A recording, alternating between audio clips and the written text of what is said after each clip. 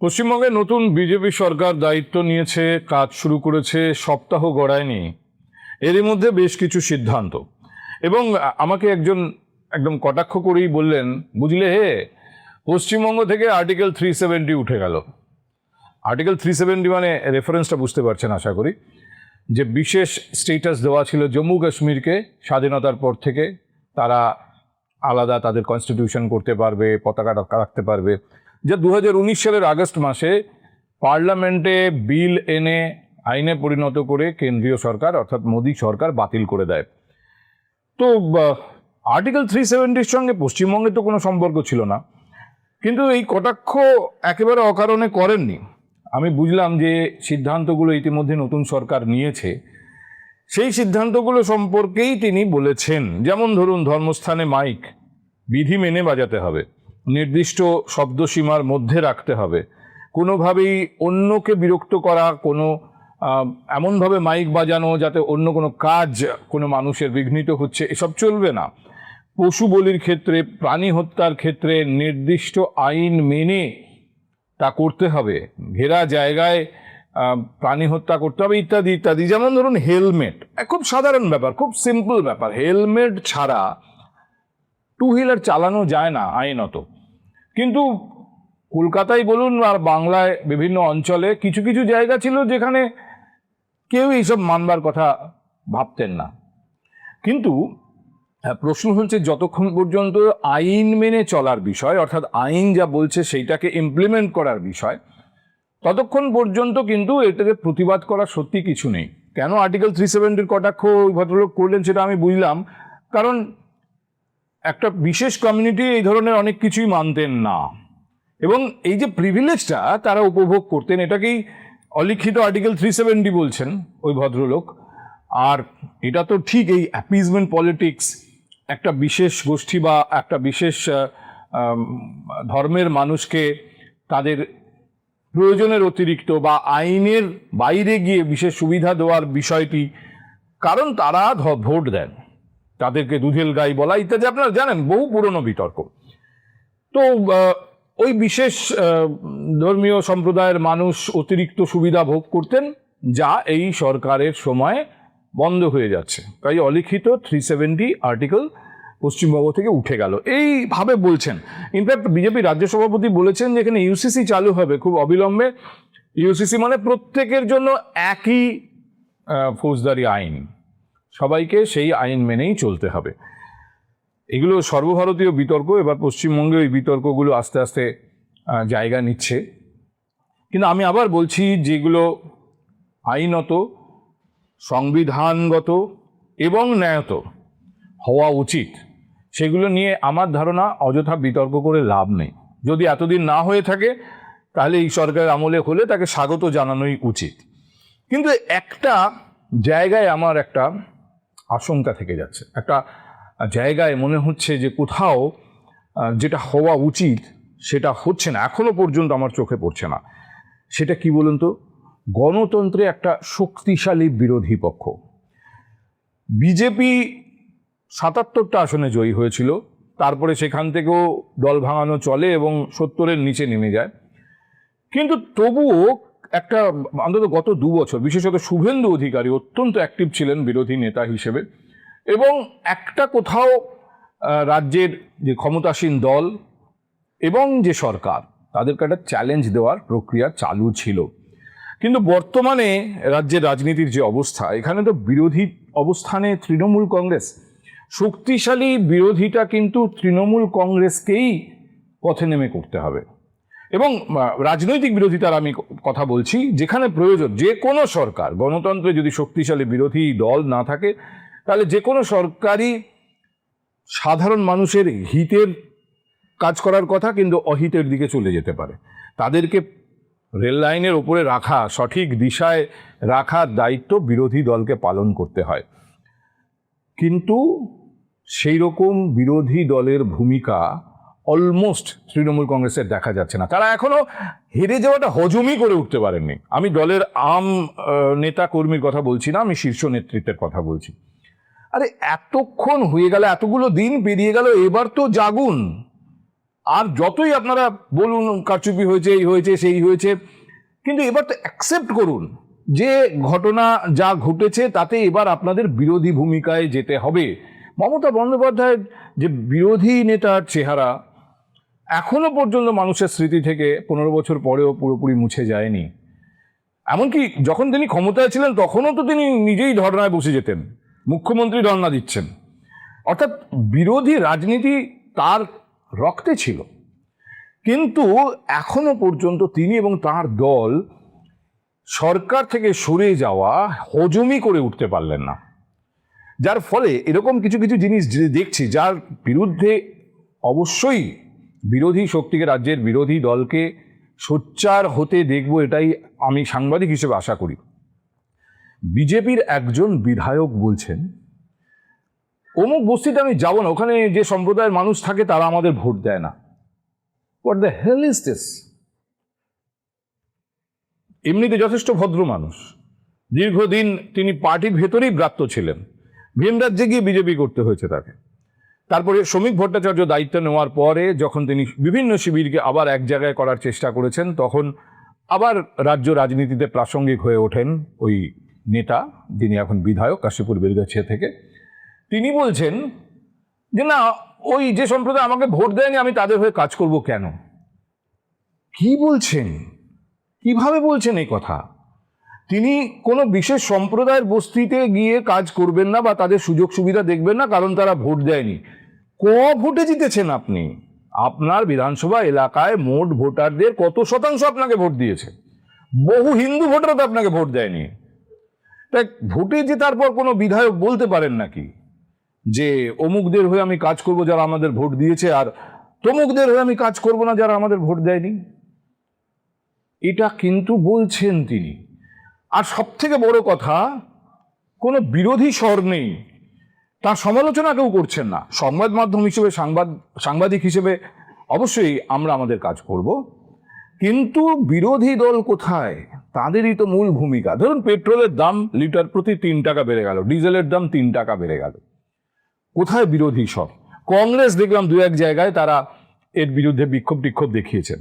আন্তর্জাতিক পরিস্থিতি অমুক তমুক, আমি সব বুঝলাম যে তেলের দাম অকারণে বাড়ছে না, প্রচণ্ড প্রেশার আছে কেন্দ্রীয় সরকারের ওপর, বিরাট টাকা লস হচ্ছে তেল কোম্পানিগুলোর।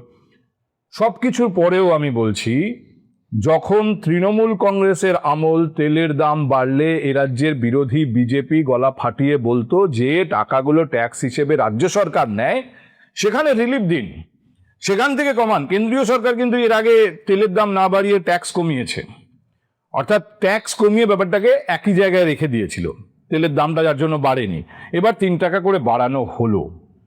বিরোধীরা রাস্তায় নেমে বলুন, তৃণমূল কংগ্রেসের নেতারা রাস্তায় বিক্ষোভ দেখিয়ে বলুন রাজ্য সরকারকে ট্যাক্স কমাতে। প্রতি লিটারে 13 টাকার ওপর ট্যাক্স রাজ্য সরকার নেয়। যদি 13 টাকা রাজ্য সরকার ট্যাক্স কমিয়ে দেয়, অর্থাৎ রাজ্য সরকার বলে আমরা ভ্যাট নেব না, 3 টাকা বাড়া ছেড়ে দিন, তেলের দাম লিটার প্রতি 10 টাকা কমে যাবে।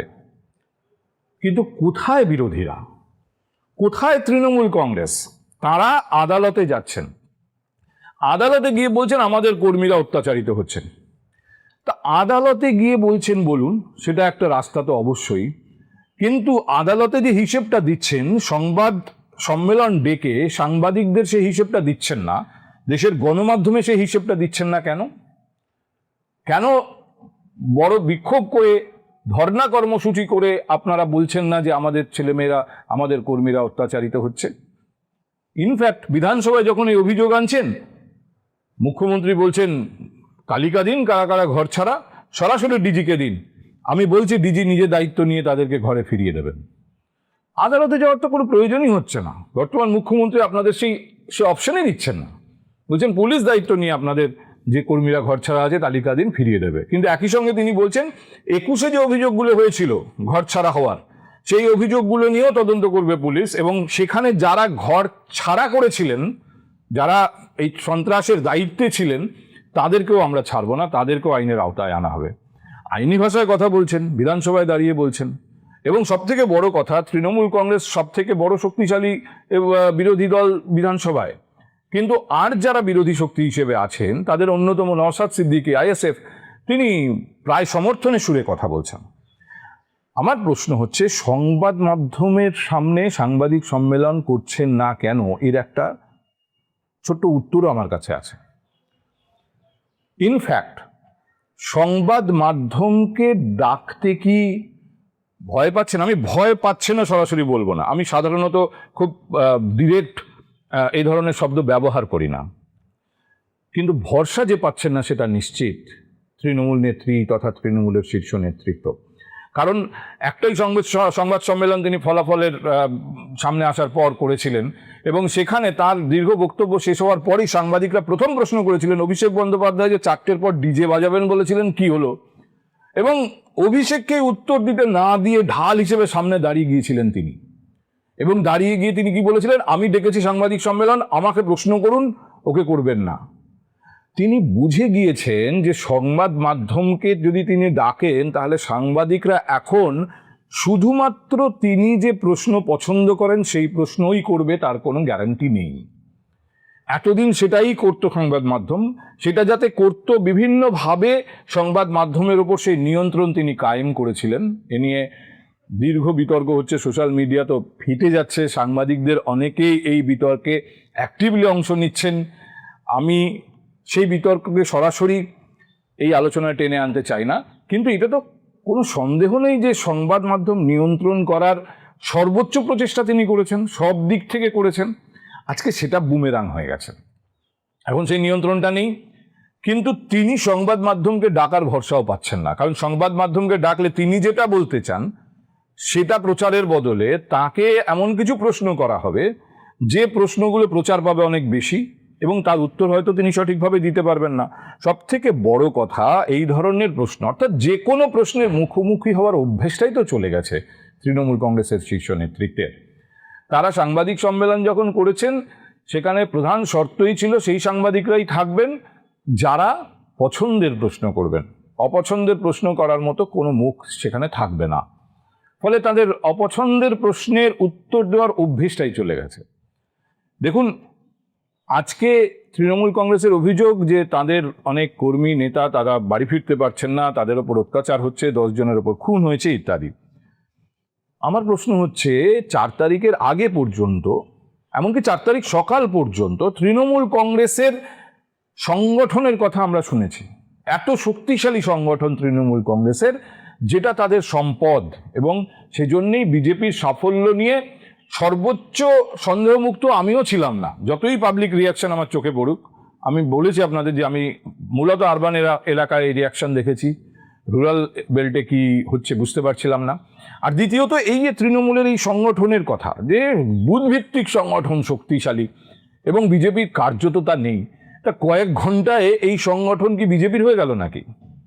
বিজেপি তো সেটা স্বীকার করছে না। বিজেপির শীর্ষ নেতৃত্ব বলছেন এরকম রাতারাতি বিজেপি কেউ হতে পারবে না, আমরা তাদের অ্যালাউ করব না। তো যে সংগঠনটা আপনাদের হাতে ছিল সেটা যদি আপনাদের হাতে থাকে, তাহলে সেই সংগঠন, শক্তিশালী সংগঠনই তো কর্মী নেতাদের সুরক্ষা দিতে পারে। নেতারা, তাদেরকে ভূমিকা নিতে হবে, তাদেরকে গিয়ে রাস্তায় দাঁড়াতে হবে, যেটা আপনাদের শীর্ষ নেতৃত্বকে এখনো আমরা দেখছি না কোথাও। তারা নানা রকম জায়গা, আমি শুধু শুনছি যে কালীঘাটে তৃণমূল নেত্রীর ভাষ্যভবনে বৈঠক, আজকে এদের নিয়ে, কালকে ওদের নিয়ে, পরশু তাদের নিয়ে, এবং সেখানে সংবাদ মাধ্যমকে আনুষ্ঠানিকভাবে কোনো আমন্ত্রণ দেওয়া হচ্ছে না, সাংবাদিক সম্মেলন হচ্ছে না।